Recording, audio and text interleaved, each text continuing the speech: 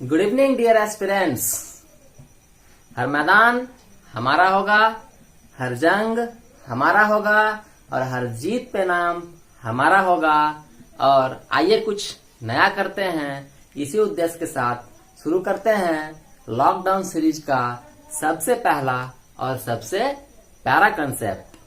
सबसे पहली बात, लाइट की थोड़ी कमी है, इधर फोकस नहीं, इधर फोकस होना चाहिए पूरी तरह से। ये इंपॉर्टेंट नहीं है, ये इंपॉर्टेंट है। ये ठीक हो जाएगा,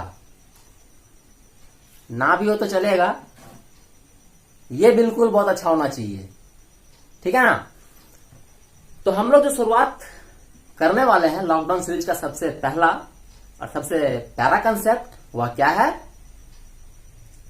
अरे सामने में तो लिखा हुआ है, मात्रक एवं विमाएं। अरे याद आया, क्या याद आया? अच्छा, फिजिक्स के दीवार की, हाँ फिजिक्स के दीवार की जब चर्चा की गई थी ना, यही लिखा हुआ था, मात्रक एवं विमाएं। हाँ, unit, dimension, expression and derivation. तो वीडियो पीछे रखा हुआ है, उसको जाके देख सकते हैं।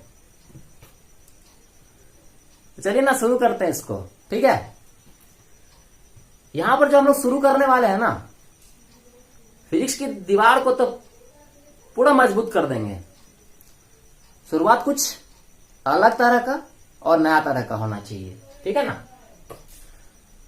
देखिए, यहां पर जो हम लोग शुरुआत करने वाले हैं ना, उसमें हम लोग क्लास 12th में जितने भी भौतिक राशियां प्रयुक्त होने वाली हैं उसके बारे में हम लोग चर्चा करेंगे। और यहां पर पूरे electrostatics first unit class 12th का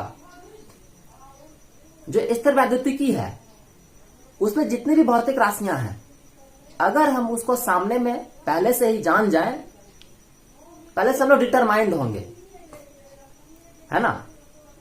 और पहले से डिटरमाइंड अगर हम लोग कोई चीज के लिए होते हैं ना, मंजिल मिलना बहुत आसान हो जाता है, ठीक है ना। तो देखिए, यहां पर क्लास 12th के जो भी भौतिक राशियां हैं उनका नाम लिखा हुआ है। उसके साथ साथ इसका एसआई मात्रक और बीमा जो हम लोग जानना चाहेंगे, उसके लिए जिन जिन चीजों का उपयोग होना है, तो क्लास 11th का है, वह भी आपके सामने में यहां पर लिखा हुआ है। आवेश हो, अरे वाह, विद्युत धारा हो, बल हो और कार्य हो। तो डियर एस्पिरेंट्स, मैंने भी क्या बोला, इसका यूज होने वाला है, मतलब उपयोगी है। तो क्लास 11th से उठ करके जब हम क्लास 12th में आते हैं ना, तो हमें क्लास 11th के स्तर का कुछ भौतिक राशियों का एसआई मात्रक और बीमा बहुत अच्छे तरह से पता होना आवश्यक होता है। उसी में ये सब है। इसके अलावा जब क्लास 11th का हम लोग मात्रक और बीमा पढ़ेंगे ना, बहुत डिटेल में जाकर के उसको सीखेंगे। वह भी आएगा धीरे धीरे करके। अभी क्लास 12th का इनिशिएट कर लेते हैं, उसके बाद फिर हम लोग क्लास 11th वाला जब मेजरमेंट चैप्टर हम लोग पढ़ेंगे ना, बहुत मस्त। कोशिश हमारा होगा इतना मस्त, इतना जबरदस्त हो, पूरा समझ ही जाए, ठीक है ना। तो आप लोग कुल मिलाकर के यहां पर देख पा रहे होंगे कि जो हमें उपयोग में लाना है, पहले उसकी चर्चा कर लेते हैं। वह मेरा आवेश है, विद्युत धारा है। आवेश का एसआई मात्रक कूलाम होता है, विद्युत धारा का एसआई मात्रक एम्पियर होता है। और अगर हम उसके बीमा की बात करते हैं, तो हम जानते हैं विद्युत धारा का जो बीमा होता है, उसको या तो हम आई कैपिटल से लिखते हैं या ए कैपिटल से लिखते हैं। या तो हम उसको, उसके मात्रक को उसका आधार बना लेते हैं, या तो उसके संकेत को हम उसका आधार बना लेते हैं। हम लोग चर्चा करेंगे ना, जब आधारित राशियों के बारे में पढ़ेंगे, क्लास 11th वाला जब सीरीज आएगा ना, उसके बारे में बहुत बढ़िया से चर्चा करेंगे। लेकिन अभी हम लोग यह मानते हैं कि हम लोग उसको जान रहे हैं। और दिक्कतें आएंगी तो फिर 11th वाले वीडियो का वेट कीजिए, अच्छी तरह से समझेंगे हम लोग, ठीक है। तो यहां पर जो आवेश का बीमा होता है वो आईटी या एटी होता है। बल का एसआई मात्रक न्यूटन, कार्य का एसआई मात्रक जूल, उसकी बीमा लिखी हुई यहां पे, बल का ml T⁻⁻2 होता है, कार्य का ml² T⁻⁻2 होता है। ठीक है, हम लोग 12th वाला जो भौतिक राशि है ना, उसका नाम पहले एक बार जान लेते हैं। ठीक है, सबसे पहला जो हम लोगों का है वह है निर्वात या माध्यम की विद्युतशीलता। अभी हम लोग परिभाषा फोकस नहीं करेंगे, एक्सप्रेशन फोकस करेंगे, क्योंकि वो फिजिक्स की दीवार है ना। उसका अगला जो है हमारा विद्युत क्षेत्र की तीव्रता है। विद्युत द्विध्रुव आघूर्ण संकेत सामने में दिख रहा है, फिर बल आघूर्ण है, संकेत सामने में दिख रहा है, यहां पर फिर विद्युत फ्लक्स है, फिर विद्युत धारिता है, और फिर लास्ट में परावैद्युत सामर्थ्य है। यानी कि अब हम इन्हीं का एसआई मात्रक और बीमा सीखने वाले हैं, और फोकस केवल एक्सप्रेशन होगा, अभी डेफिनेशन फोकस नहीं होगा। उसके लिए जो लगातार सीरीज बाय वीडियो आएगा ना, उसके लिए हम लोग थोड़ा सा वेट करते हैं और हम लोग यहां पर आगे बढ़ते हैं।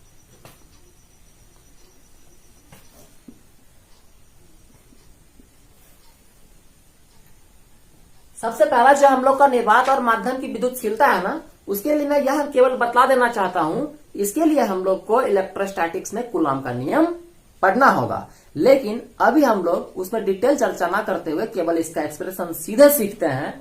वह कुछ इस प्रकार से होता है कि अगर हम एप्सिलॉन नॉट या एप्सिलॉन की बात करेंगे तो यह होता है 1/4 पाई Q1 Q2 by F R²।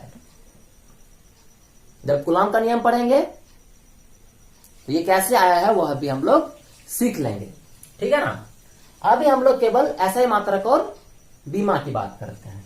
देखिए, इसका अगर हम लोग एसआई मात्रक लिखना चाहेंगे, है ना, तो इसका एसआई मात्रक जब हम लोग लिखेंगे तो हम जानते हैं कि जितनी भी यहां पर राशियां लिखी गई हैं वो सभी के सभी व्युत्पन्न राशियां हैं। क्यों? क्योंकि आधारी राशियां तो केवल 7 होती है। क्लास 11th में हम लोग पढ़े, 9th में भी हम लोग पढ़े थे, सभी के सभी व्युत्पन्न है। तो इसका जो मात्रक होगा और इसका जो बीमा होगा वह भी व्युत्पन्न होगा, यानी दूसरे पर निर्भर करेगा। उसका उपयोग करके हम इसको यहां पर डिराइव करते हैं, डेरिवेशन डिराइव करते हैं। डेरिवेशन फिजिक्स की चौथी दीवार आएगा, बार बार दीवार आएगा बार बार, और परीक्षा में उपयोगी भी है। जब हम इसका मात्रक लिखेंगे तो हम लोग जानते हैं ना कि किसी भी कांस्टेंट टर्म का कोई मात्रक नहीं होता है। ये देखिए, मेरा कांस्टेंट टर्म है, इसका कोई मात्रक नहीं होगा। जब इसका मात्रक हम लोग देखेंगे तो ये मेरा क्या है, आवेश है और आवेश है, और दो आवेश है आपस में जब गुना होगा तो उसका क्या हो जाएगा, स्क्वायर कूलॉम, यानी कि कूलॉम स्क्वायर। और नीचे में बल का मात्रक लिखा हुआ है न्यूटन। ये आर जो है वो दूरी है, और दूरी का मात्रक क्या होता है, मीटर। तो ये क्या हो गया, स्क्वायर मीटर। यानी कि निर्वात या माध्यम की विद्युतशीलता का जो एसआई मात्रक होता है वो क्या हो गया, square coulomb per newton square metre. अगर इसके बीमा की हम लोग बात करेंगे तो बीमा क्या हो जाएगा, वह भी हम लोग देख लेते हैं। अगर हम इसके डायमेंशन की बात करते हैं, है ना, अगर हम इसके डायमेंशन की बात करते हैं तो वह क्या होगा, पुनः वही बात, कांस्टेंट टर्म का ना मात्रक होता है और ना ही उसका बीमा होता है। तो यहां पर अगर हम लोग बीमा को देखेंगे तो यहां पर क्या है, आवेश है और 2 है ना, तो क्या हो जाएगा, IT एंड IT। पहले वाले आवेश का कोई भी आवेश हो, Q1 हो Q2 हो, कोई भी तरह का आवेश हो, आवेश का बीमा एक ही होता है। ऐसा नहीं Q1 Q2 लिखा हुआ तो हम सोचेंगे कि इसका मात्रक अलग हुआ, इसका बीमा अलग हुआ, ऐसा नहीं है ना। उसके अलावा नीचे में हम लोग देख पा रहे हैं वो बल है, उसकी बीमा ये होती है, और यहां पर जो है वो दूरी है, और दूरी का बीमा वो L² होता है। ठीक है ना। देखिए, यहां पर जो भी चीज यूज हो रहा है ना उसको पहले से लिखे हुए हैं। हमें पता होना चाहिए, बिल्कुल बेसिक क्वांटिटीज तो बिल्कुल पता होना चाहिए, और सबसे अधिक जो यूज होगा वो यहाँ पर लिखा हुआ है। तो जब इसको हम लोग सॉल्व करेंगे पूरे को, ठीक है ना, तो पूरे ध्यान से अगर हम लोग सॉल्व करते, देखिए यहाँ पर नीचे में ओनली एक m है, तो ये क्या आ जाएगा m पावर माइनस 1। अगर हम l की बात करेंगे तो यहाँ पर एक l है, यहाँ पर 2 l है, दोनों मिलकर के l का क्यूब होगा, और ये जब ऊपर जाएगा ये हो जाएगा l पावर माइनस 3, है ना, क्लियर है। जब t की अगर बात की जाएगी तो हम लोग यहाँ पर देख पा रहे हैं, थोड़ा सा यहाँ पे मिस्टेक हो गया था, यहाँ पर t पावर माइनस 2 होगा, यहाँ पर लिखने का मिस्टेक हो गया था, t पर पावर माइनस 2 था, यहाँ पर t, यहाँ पर t, जब दोनों को गुना करेंगे तो t स्क्वायर, और ये नीचे वाला जब ऊपर जा करके जुटेगा, ऐसे घटता है, साइन चेंज होकर के वो जुटने वाला है, तो ये क्या हो जाएगा t पर पावर 4, और यहाँ पर ये i और ये i दोनों मिलकर के क्या हो जाएगा i स्क्वायर, है ना। ये हो गया हम लोग का निर्वात या माध्यम की विद्युतशीलता का बीमा। इसको हम लोग कुछ इस प्रकार से भी लिख सकते हैं,